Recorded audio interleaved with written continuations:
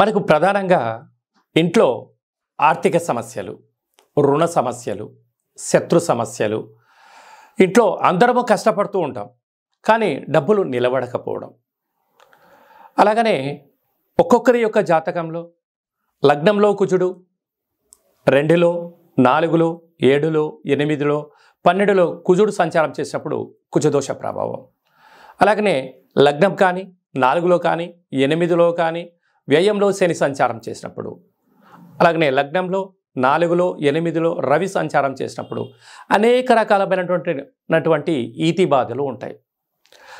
మనకు ఏళ్ళనాటి శని, అష్టమస్థాన శని, అర్ధాష్టమ శని, శని మహర్దశ, సూక్ష్మదశ, అంతర్దశ ఇలాంటి అనేక రకమైన శని యొక్క ప్రభావం ఉన్నప్పుడు మనము తెలియకుండానే వాహన ప్రమాదాలు, జలగండము, వాయుగండము, అగ్నితో ఇబ్బందులు, మనం ఎన్నో రకాలుగా చిన్న చిన్న వాటికే ఇబ్బంది పడుతూ ఉంటాం.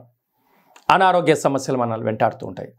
ఇలాంటి కాల సమయంలో మనం వీటన్నిటినీ తృణప్రాయంగా ఎలా తప్పించుకోగలగాలి అన్నట్లయితే ఆరోగ్యం భాస్కరాదిత్యత అంటారు. అనగా ఆదివారం రోజు రావడం వలన సూర్యోదయమును పూర్వమే లేచి ఇంటినల్లా శుద్ధి పెట్టుకొని, ఇంటికి మామిడాకులు కొబ్బరాకుల్ని అలంకరించుకొని, ఇంటి గుమ్మం ముందర అష్టదళ పద్మాన్ని ఏర్పాటు చేసుకొని, ఇంటి గుమ్మానికి కుడివైపున ఎడమ వైపున ఆవు నెయ్యితో దీపాన్ని వెలిగింపజేసుకొని, ఒక నిమ్మకాయను కోసి అరభాగం సగభాగం పసుపు సగభాగం కుంకుమ అలా 2 భాగాలను ఏర్పాటు చేసుకోవడం, తులసి కోట దగ్గర ఒక దీపాన్ని ఏర్పాటు చేసుకోవడం, ఇంట్లో కూష్మాండ దీపము లేక నారికేల దీపం అనగా ఇంటిలో మన పూజా మందిరంలో పసుపు కుంకుమ గంధము అక్షంతలు పుష్పాల చేత అష్టదళ పద్మాన్ని వేసుకొని అందులో ఒక మూకుడును ఉంచుకొని, అంటే మట్టి మూకుడు కానీ కంచు కానీ అందులో ఉప్పు పోసి ఒక ఎర్రటి గుమ్మడికాయను సగభాగాన్ని కట్ చేసి, ఎర్రటి గుమ్మడికాయ లేకపోతే కొబ్బరికాయను సగభాగానికి పగలగొట్టి వాటి అంచుపైన అంత కుంకుమను పూసి తూర్పు, ఆగ్నేయ, దక్షిణ, నైరుతి, పశ్చిమ, వాయువ్య, ఉత్తర, ఈశాన్యం వైపు ఉండేలాగా నల్లటి ఒత్తులను పెట్టి సమృద్ధిగా నువ్వుల నూనెను పోసి దీపాన్ని వెలిగించేయడం. దీన్ని కూష్మాండ దీపము అంటారు. దీనివల్ల ఇంట్లో వాస్తు, నరదృష్టి, శత్రు ప్రభావాలు తొలగిపోతాయి. శక్తి కలిగింది ఒక కాళభైరవ స్వామి వారి యొక్క అష్టకాన్ని చదవడం, కాళభైరవ స్వామి వారి యొక్క పూజ చేసుకోవడం, అలాగనే దైవనామ స్మరణ చేసుకోవడం ఉత్తమోత్తమం.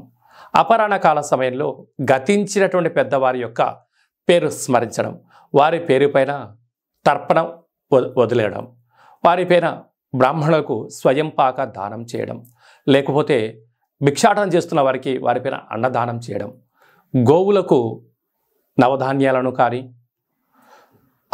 ఆవు ఏ ఆహారం అయితే తింటుందో అలాంటి కూరగాయలను కానీ పచ్చడి గడ్డిని పెట్టడం వలన మనకు సకల గ్రహ దోషాలు తొలగిపోతాయి. ఇంకనూ విజయం మనం సాధించగలగాలి అన్నట్టయితే ఇంటికి తప్పకుండా ఇంటికి, ఫ్యాక్టరీలకు, ఆఫీసులకు, కర్మాగారాలకు గుమ్మడికాయను పూజ చేసి కట్టడము, ఒక ఎర్రటి గుమ్మడికాయను దిష్టి తీసి పగలగొట్టడము, మన కార్లకు, ఫ్యాక్టరీలకు కూడా అలా తీసివేయడం వలన నరదృష్టికి ఆహారంగా భావించి అలా తొలగిపోవడం జరుగుతుంటుంది. ఎర్రటి దారాన్ని చేకి కట్టుకోవడం వలన శత్రు ప్రభావం కూడా తొలగిపోతుంది. ఇలాగా ఇంటి పైన ఆవు పేడతో ముగ్గు వేయడం వలన సకల దుష్టగ్రహాలు తొలగిపోతాయి. అటు ఇంట్లో పెద్ద కొడుకు కానీ, పెద్ద కూతురు కానీ, అల్లుడు కానీ, కూతురు కానీ, మనవడు కానీ, మనవరాలు ఉన్నప్పుడు వారి యొక్క జాతక రీత్యా, గ్రహ గమనాల రీత్యా ఒక్కొక్కరికి ఒక్కొక్క రకమైనటువంటి సమస్య ఉంటుంది. ఆ ఒక్కొక్క రకమైనటువంటి సమస్యకు ఇలా ఒక్కొక్క రకమైనటువంటి పరిష్కార మార్గాన్ని తెలియజేయడం జరుగుతుంటుంది. అలాగా మనకు బహిరి ప్రాంతంలో వ్యవసాయ క్షేత్రాల్లో తెల్ల జిల్లేడి యొక్క వృక్షాలు ఉంటాయి. ఆ రోజు తెల్ల జిల్లేడి వృక్షం దగ్గర ప్రదక్షిణ చేయడము, ఆ తెల్ల జిల్లేడి యొక్క వేరును, ఉత్తరైన వేరును తీసుకొచ్చి సింధూరం పూసి ఇంట్లో ఉంచుకోవడం వలన మనకు రాబోయే 7 తరాల వరకు అద్భుత అఖండ ఐశ్వర్య యోగం కలుగుతుందని చెప్పి గమనించాలి. కనుక తెల్ల జిల్లేడి యొక్క వేరులో శ్వేతార్క వరసిద్ధి గణపతి స్వామివారు ఉంటారు. పూర్వకాలంలో రాజులు, చక్రవర్తులు, మహారాజులందరూ కూడా ఇలాంటి సమయం కోసం ఎదురు చూసేటువంటి వారు. ఇలాంటి రోజున మనము 10 సార్లు ఒక మంత్రాన్ని జపిస్తే శతాంశంతో సమానము. 100 సార్లు జపం చేస్తే 1000 సార్లతో సమానము. 1000 సార్లు ఒక జపం చేస్తే 1,00,000 సార్లు సమానము. 1,00,000 సార్లు చేస్తే 1,00,00,000 సమానః అంటారు.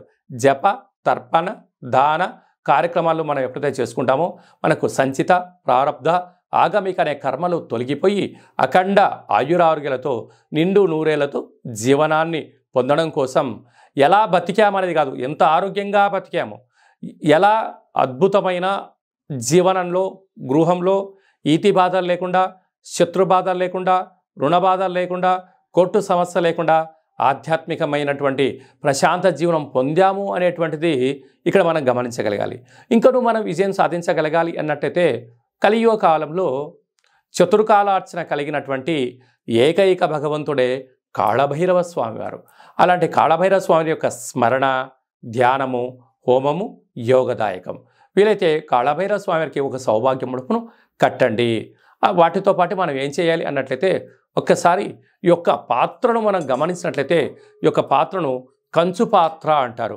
ఈ యొక్క పాత్రలు అంటే మనకు పెద్దవాళ్ళు చెప్తుంటారు, కంచు మోగినట్టు కనకంబు మోగదు గధరాసుమతి అన్నట్టుగా ఈ యొక్క కంచు పాత్రలో రాసులు 12 ఎలా ఉంటాయో 12 రాసులను చేతులతో దీనిలో అచ్చు వేయడం జరిగింది. ఈ యొక్క పాత్రను మనం ఎలా సద్వినియోగపరచుకోగలగాలి అన్నట్లయితే ఈ యొక్క పాత్రను ఇలా ఎడమ చేతిలో పెట్టుకొని మనసులో 3 సార్లు ఓం కాళభైరవాయ నమః అనేటువంటి నమస్కారం చేసుకొని ఒక్కసారి ఇలా శబ్దం చేయగానే ఈ పాత్రలోంచి ఓంకార శబ్దం రావడం ప్రారంభిస్తుంది. ఇలాగా ఒక్కసారిగా ఇలా అని ఇలాగా ఓం శ్రీ స్వర్ణాకర్షణ కాళభైరవాయ నమః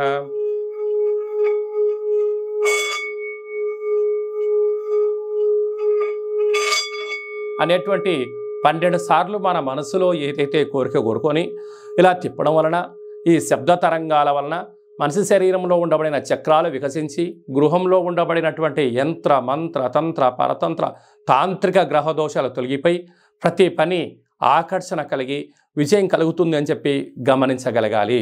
మనకు ఇంటింటా కాళభైరవం అనేటువంటి కార్యక్రమంలో స్వామివారి యొక్క సేవ చేద్దాం, కష్టాలకు స్వస్తి పలుకుదాం, ఐశ్వర్యానికి స్వాగతం పలుకుదాం.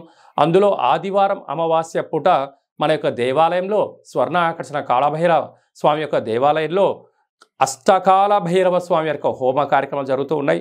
కనుక ఆసక్తి గలవారు మీ కింది నెంబర్ సంప్రదించి మీ గోత్రనామాలు పంపించగలిగినట్లయితే మీ పేరు పైన స్వామివారికి హోమ కార్యక్రమాలు చేయడం కూడా జరుగుతుంది. అలాగనే ఈ యొక్క కార్యక్రమంతో కూడా వీడియో కాల్ ద్వారా, వాట్సాప్ కాల్ ద్వారా ప్రత్యక్ష ప్రసారం కూడా మీకు చూపించడం జరుగుతుంది. కనుక కాళభైరవ సాధన కావాలి అనుకున్న వారికి మన యొక్క దేవాలయంలో దీక్ష కూడా ఇవ్వడం జరుగుతుంది. కనుక కాలమానం ప్రకారంగా ఇక్కడ ఎవరెవరికి ఎలాంటిది ఏ కావాలనో తెలియజేయడం జరుగుతుంది. ఆసక్తి గలవారు ఈ కింద నెంబర్ సంప్రదించవచ్చు. మీ వ్యక్తిగత జాతకం తెలుసుకోవాలనుకుంటున్నారా? మీరు పుట్టినటువంటి తేదీ, నెల, సంవత్సరం, సమయం, మీరు ఏం చేస్తారు అని చెప్పి రాసి వాట్సాప్లో పంపించినట్లయితే మీరు పుట్టినప్పుడు గ్రహ గమనాలు ఎలా ఉన్నాయి, ప్రస్తుతం ఎలా ఉన్నాయి, రాబోయే కాలం ఎలా ఉండబోతున్నాయని చెప్పి 100 సంవత్సరాల జాతకాన్ని వ్రాసి మీకు పంపించి సవివరంగా తెలియచేస్తూ మీకు సంపూర్ణమైనటువంటి జాతకాన్ని తెలియజేయడం జరుగుతుంది. అలాగనే చాలామందికి పుట్టినటువంటి కాల సమయంలో డేట్ ఆఫ్ బర్త్లో లేనటువంటి వారికి మీ పేరు యొక్క మొదటి అక్షరాన్ని అనుసరిస్తూ రాశిని తెలియజేస్తూ గవ్వళ ద్వారా అనగా రమణ శాస్త్రం ద్వారా మీకు జ్యోతిష్యం చెప్పబడును. అనగా కాళభైరవ ఉపాసన చేత గతంలో ఏం జరిగింది, ఇప్పుడు ఏం జరుగుతుంది, రాబోయే కాలంలో ఏం జరగబోతుంది, భూత భవిష్యత్ వర్తమానాన్ని తెలియజేయడం జరుగుతుంది. ఆసక్తి గలవారు ఈ కింది నెంబర్ని ఆన్లైన్ ద్వారా కానీ ఆఫ్లైన్ ద్వారా కానీ సంప్రదించి అపాయింట్మెంట్ తీసుకొని సంప్రదించగలరు. అందరికీ కాళభైరవ స్వామికి ఆశీస్సులు ఉండాలని కోరుకుందాం. ఆదివారం అమావాస్య ద్వారా అమ్మవారి అయ్యవారి యొక్క ఆశీస్సులు అందరిపైన ఉండాలని కోరుకుంటూ ఆశీర్వదించడం జరుగుతుంది.